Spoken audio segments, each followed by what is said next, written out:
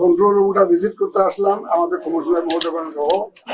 আপনারা তো দেখলেন এবং এখানে ড্রোন থেকে আরম্ভ করে এভরিথিং আমরা ইউজ করছি সম্পূর্ণ সাইন্টিফিক মেথডে। আমরা কেন্দ্রীয়ভাবে এটা মনিটর করছি। আপনারা দেখতেছেন, আপনারা দেখতে পারেন আমাদের ত্রয়োদশ জাতীয় নির্বাচন যেমন সুন্দরভাবে সম্পন্ন হয়েছে, আপনারা দেখেছেন, সারা দেশবাসী দেখেছে, বিশ্ববাসী দেখেছে। এইটাও যাতে অন্তত ওর চাইতে ভালো ছাড়া যাতে খারাপ না হয়, এটা আমরা জোর দিয়েছি।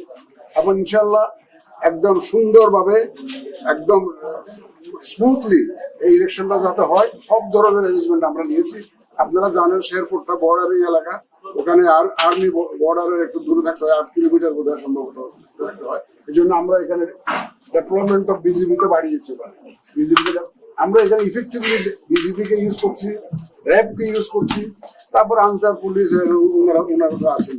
আল্লাহ রহমতে সকাল থেকে আমি সকাল 7:30 থেকে মনিটর করছি। কিন্তু আমার বাসায় ওই যে প্রথম রিপোর্টটা পাই 7:30টার সময় যে আমাদের যে শান্তি শৃঙ্খলাটা আছে কিনা। Then I also talk to the deputy commissioners the 2 districts, আইন শৃঙ্খলা পরিস্থিতি কেমন। ওনারা যা রিপোর্ট দিয়েছেন সম্পূর্ণ স্বাভাবিক আছে, মানুষ নির্বিঘ্নে আসছে, ভোট দিচ্ছে।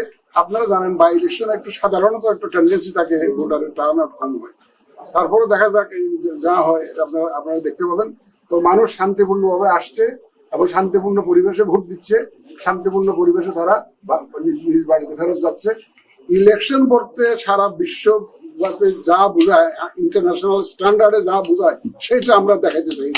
এটা আদালতের এখতিয়ার, আদালত সাবজুডিস ম্যাটার, এগুলো আদালত সিদ্ধান্ত যখন যেরকম দেয় আমরা সেভাবেই এটা আদালতের ব্যাপার, এটা আমাদের কোনো নিয়ন্ত্রণে নেই।